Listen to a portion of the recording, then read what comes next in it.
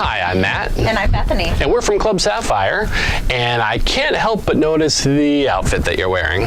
What's all this about? I like it. Yeah, that is really hot. Yeah. I have never seen you in a corset before, and I really approve of this. Yeah? Yeah. Can't wait to like unzip it and get it out. Are you able to get out of that conveniently enough? Yeah, that's why there's a zipper. Okay, yeah. The access. Okay, because I mean, when I plan on having sex, I was going to say if I have sex with you, I'm like, when I have sex with you. Well, that's rather presumptuous of you. It is. I think you should. Challenge accepted. You should probably have that on still. That's Yeah, it'll stay on. Yeah, that's. Wow, this will be a hard one to concentrate on because that. Okay. Look at the camera, Matt. Just look at. Sorry. Okay. Where am I?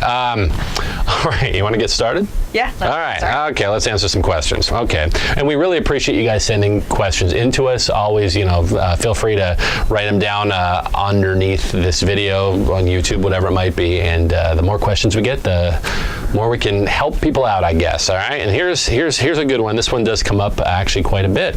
What do you do when you want to play but you're on your period? Use another hole. No.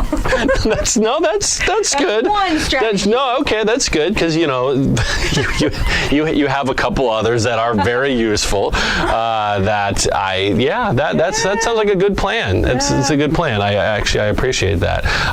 But there are also other methods that you can utilize, like. Well, that's true. But let's get back to using your other holes. So I don't know how. You just want to think about me using other holes. Yes, yeah, in that outfit actually. I'm very good with that one. Yeah. Okay. So, when you're on your period, is that what you prefer to do? Generally, I mean, I won't. Well, unless it's with a partner that like with you or whatever that I'm really comfortable with. But in the club, I mean, I don't want things to get messy in the club, and so because just kind of being respectful of other people's space and everything. I mean, but that's why we have the towels. The towels and the big, what are they called? The dog pads? Not the piddle pads? The piddle pads. The piddle pads. Yeah, those are good. We actually have quite a few friends that are very, very big squirters. Oh yeah. And those are helpful. In fact, actually, a very good friend of ours, when we moved into our house and we had our first lifestyle party, our first swinger party that we had there, we had probably 60, 70 people there. But that was her housewarming gift, was a piddle pad basically for her when she came to visit us because that's so sweet of her. That's thoughtful. Oh well, yes, because I mean she's actually pretty well known for hitting the walls and just kind of getting everywhere. So which is good. It's good to have those. So that's something to keep in mind. I've been in a situation where I've been like rained on by somebody else's. Oh, so have I. Squirts. So that it's pretty. It's an interesting thing too, because I think early on I would have probably been grossed out by that, because it's just like, what is that? Because you talk to vanilla people and they'll say that squirting isn't even real. That's piss. And it's not. And it's pretty awesome when you can get a girl to squirt and squirt a lot. Okay, so I have a lot of funny squirt stories. Okay.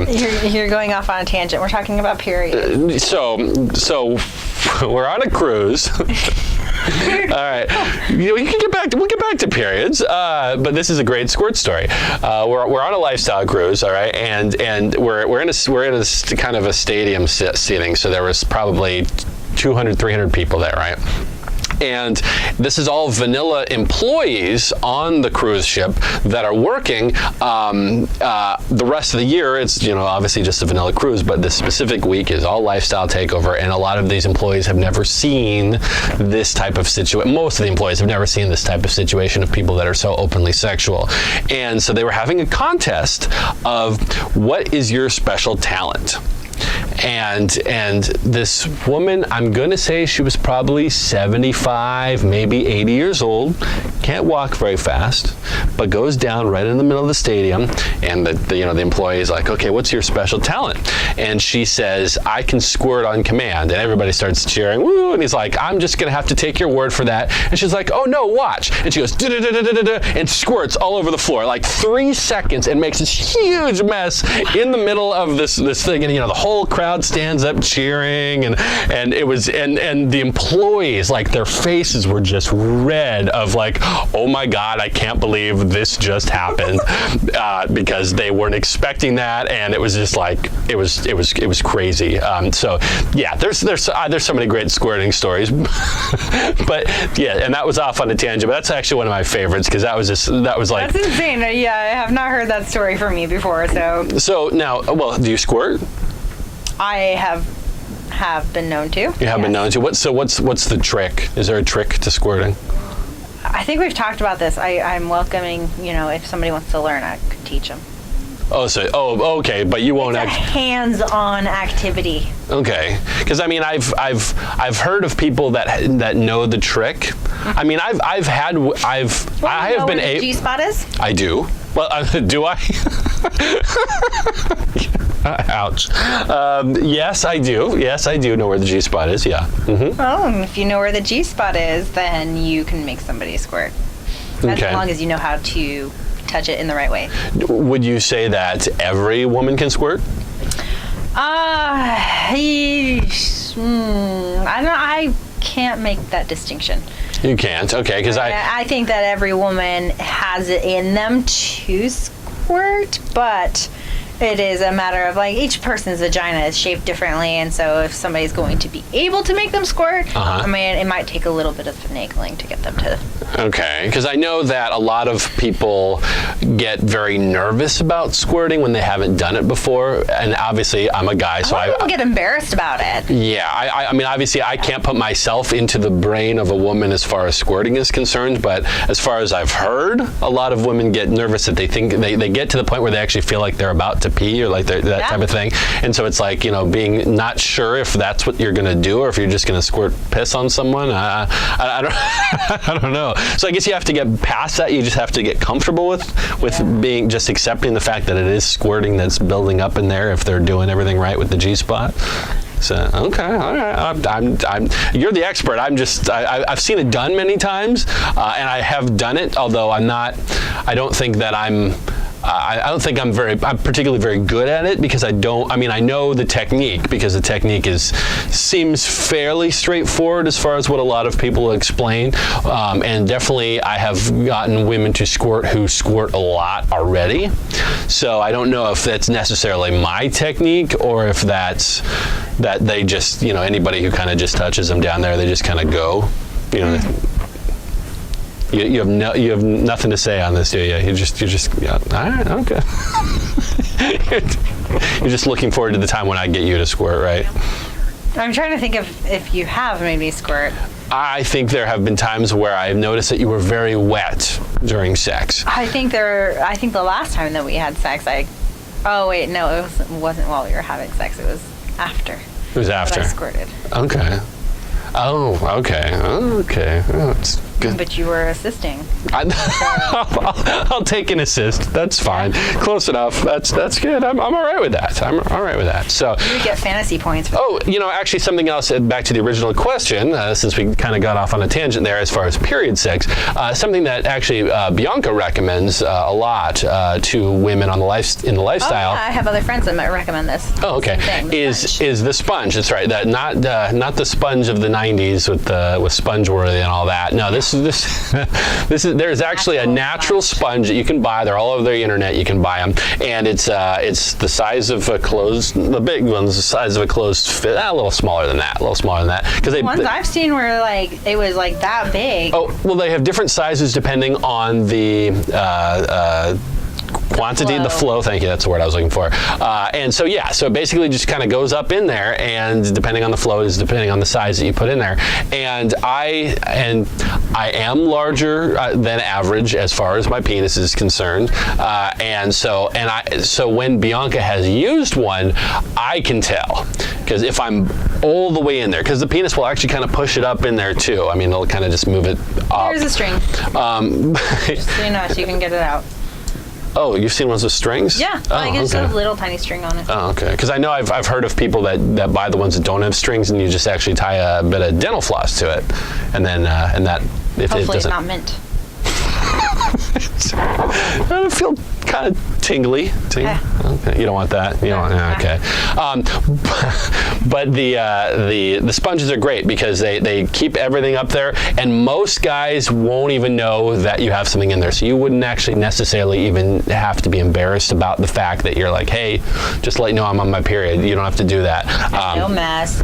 Yeah. Yeah. So those are great. They're highly recommended. And I know a lot of people in the lifestyle who use them because they like to have sex more than the 3 weeks of the month. They want that 4th week to be able to do it too. And so they, because there'll be people that are like, oh, I really want to go to this party. Oh, but I'm going to be on my period this week, so I'm not going to ride the wave. Yeah, not going to be able to do it, which kind of sucks. And it's like, no, there's actually an answer that you can do. So just get one of those. Well, and a woman is really sensitive during that time of the month, so it's actually fantastic for her. Sure. Well, also, have you ever? I know some women, and I can't speak off of my own personal thoughts on this, but the cup.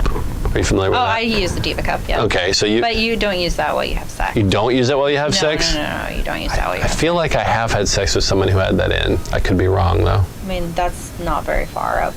Oh, okay. Then okay. For some reason, I was thinking that somebody told me they had one in once, but I don't know. Okay, so that's not. I would not recommend that. Okay. Well, okay. All right. Okay. So the next question: have you ever run into someone you know at a swingers club? Okay. That one's funny because it's just like if you run into somebody you know, they're there for the same reason. Yeah, that's the most important thing to keep in mind is that person, if you do run into someone, no, I won't even say if, you do this long enough, you're going to run into someone you know, because it is funny how many people, if you're never guess. If you're new, you will be shocked if you do this for a year or two by the people that you suddenly realize that are in the lifestyle. I call it playdar. So it's the concept being that you can tell when someone else is also in the lifestyle. There's just kind of this something, there's a vibe that you get. So that's playdar. And there are people in lifestyle from every walk of life. There's there's people from your kids' school, PTA, your church, all that kind of stuff. I actually have a lot of people that it's kind of a common thing in the South, where there's a lot more, there's less religious freedom to be okay with lifestyle situations. But you'll see people that go to like a separate town. No. They'll go to a different state. They'll actually be so concerned about seeing somebody from their church that they'll drive 200 miles out of state to go to a lifestyle club in another state. And then when they get there, they'll actually meet someone that they know who's also from their church who drove 200 miles to go to that place too. So that is actually a very common thing. I mean, I hear stories all the time about people meeting their priest and their siblings and their parents and their neighbors and all of those things, their bosses. But the most important thing, like you had said, to keep in mind is that they are here for the same reason. So you don't have to be afraid of that person because of the fact, they're going to ruin my career, they're going to do everything. It's no, because you have that potential of doing that thing to them too. So there's kind of this mutual respect that happens, and that works out really, really well. So that's really something you don't have to be too concerned about. I do see people that will see someone across the hall or at a big event, and they're like, oh my gosh, that's somebody from my work, and they'll turn around and leave. Their own. I mean, to each their own. If you're so concerned about that, obviously that's something that you can decide on your own. But is it really that big of a deal for that same reason? Like I said, that they're here for the same thing. So there are a lot of people in the lifestyle from every walk of life. You never know who you are going to run into. Yep. Plain and simple. So, all right. So with that, make sure that you follow us, follow Club Sapphire on Twitter. Definitely join their Facebook group, and actually they have a very secret Facebook group that you have to ask to get into, and it's kind of cool because people will join it to connect with others before coming to a party. Hey, we're coming on Saturday. Who else is gonna be there? Which is kind of cool that you can kind of get a little bit more comfortable, so that you're not just deer in headlights when you come in. That you actually are looking for someone, and they're looking for you as well. We have daily little fun things to keep the group active. Exactly. And if you haven't seen it yet, clubsapphire.net, their new website, actually has a social network in the back end. So you log into there and you can post pictures of sexual things to your heart's content. Do you have to be a member of Club Sapphire to be part of their website? Yeah. So it is one of those things where if you've been here, then there you go. Then just you can log in and you can join that. It's pretty damn awesome, and you don't have to be concerned about the potential for your boss or whatever to find you on in a secret Facebook group or something along those lines, which has the potential to happen because that's Facebook. I've heard horror stories about that. So definitely want to check out clubsapphire.net and join that and go from there. So, All right, anything else you want to say? No. Well, I think you actually go to the. Now's your time to register for the New Year's party. Yeah. Get it while you can, because it will sell out. It will sell out. It sells out every single year, so do that one as early as possible. Well, I think that we need to go, and I need to go check out more of this outfit and in the back somewhere, and I'm sure other people here will want to see it as well. Yeah. Perfect. All right. Well, thank you so much for watching, and we'll see you next time. Bye.